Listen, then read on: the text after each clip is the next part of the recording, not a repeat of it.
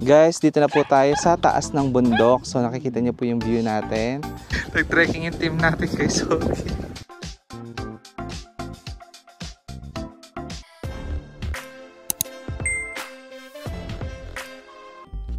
Hello guys, good morning. Ngayon po ay pupunta tayo ng San Jose Tarlac at sa mga Tarem po. Meron tayong dalawang project for today po. Bali, papakita ko sa inyo yung mga lalagyan natin ng cortina tapos yung mga bahay ng subscribers natin. From US yung isa po di ako sure kung saang bansa po, pero ayan, yung mga gagawin natin isi-share po natin sa vlog. Guys, ayan, bali pakita po tayo ng bundok sa bahay po na ating client. So tindahan natin ngayon. Parang nag-improve na ang espalta na.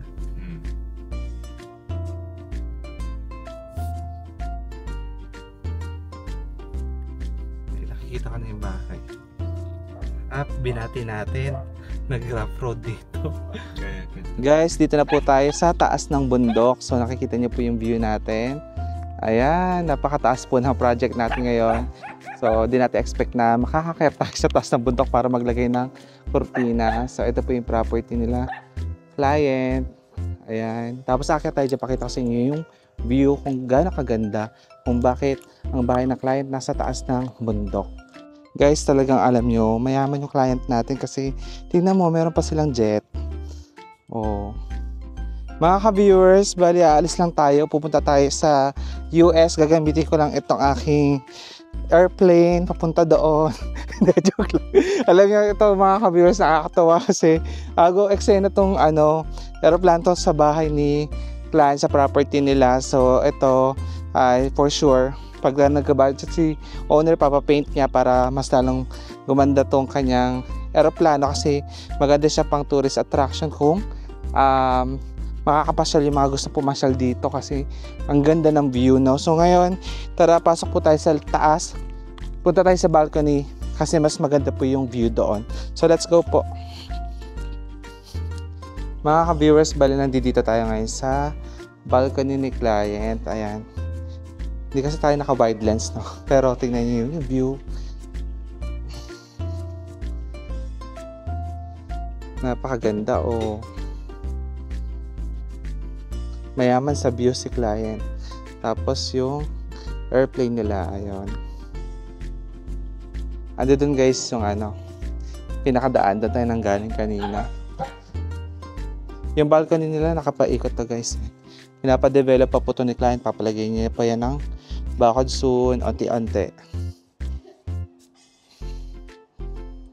Mga ka-viewers, bali ito yung other side ng nila, balcony kasi paikot yung balcony.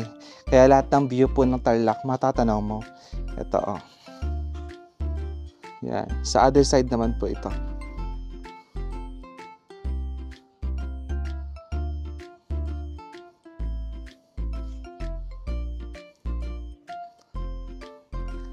So ngayon guys, ay lang gawin natin. So habang inaantay natin yung kasama natin, mag-coffee muna daw po tayo. Sabi ni ma'am sa ni sir.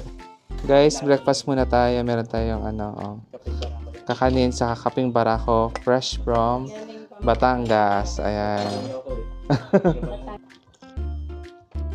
Unang inom, mapait. Barakong barako. Barakong barako, sir. Talagang lumalaban yun. Lagi kang walang Sobrang busy po, ma'am. Sobrang busy ka, wala kang mga bago. Pero ma'am, marami kami natapos talaga, ma'am, mas magaganda. Hindi ko lang po ina-upload pa. Guys, ito na yung team natin. Sorry guys. Sorry. Nag-trekking bigla yung installer natin.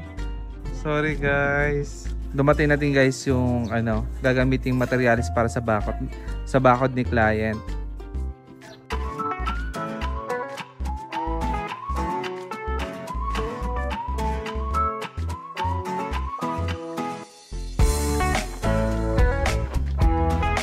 Nag-trekking yung team natin guys. Sorry. Team Roville natin. Sorry guys.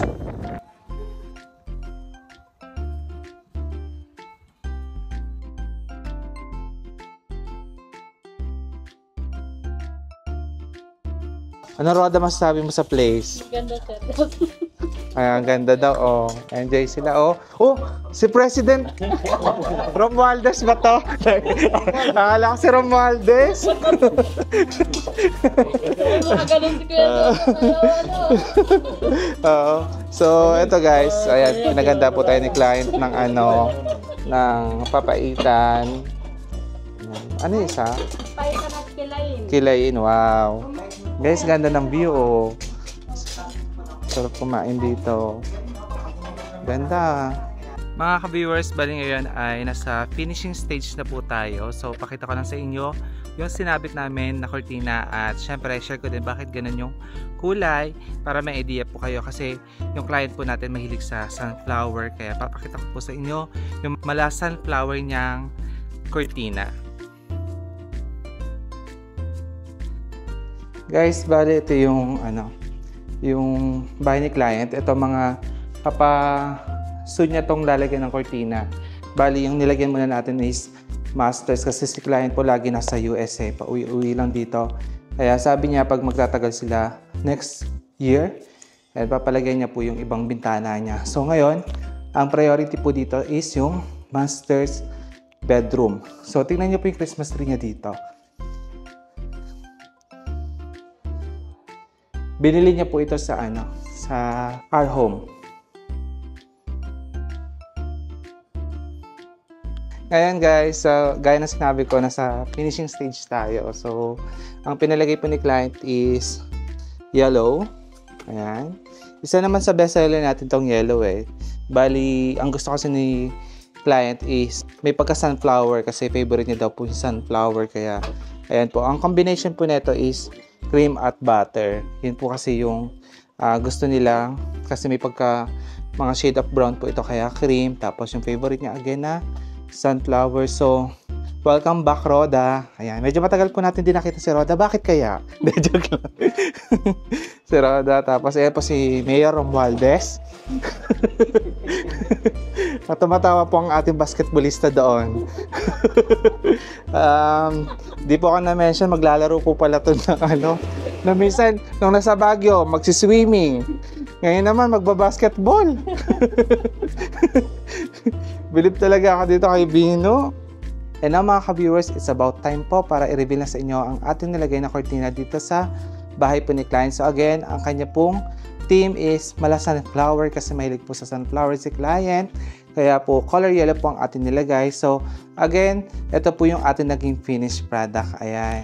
So, ito po yung cortina po ni client. Bali, combination po ito ng cream at butter. Kung napansin niyo po yung butter or yung yellow, mas marami po kasi love na love nga po ni client yung sunflower. Kaya dinamihan po natin yung color yellow. Guys, medyo ginagabi na tayo. So, pa-sunset na. Yun yung view.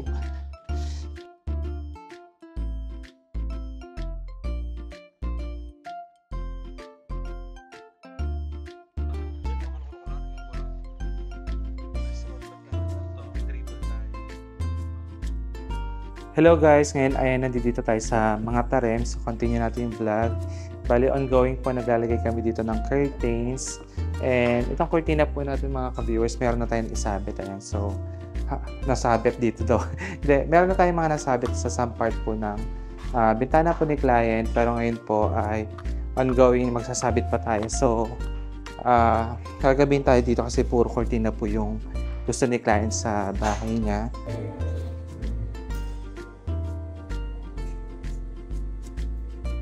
Dinner muna tayo guys. So meron tayong mga gulay. Manok. Meron pa ba akong manok?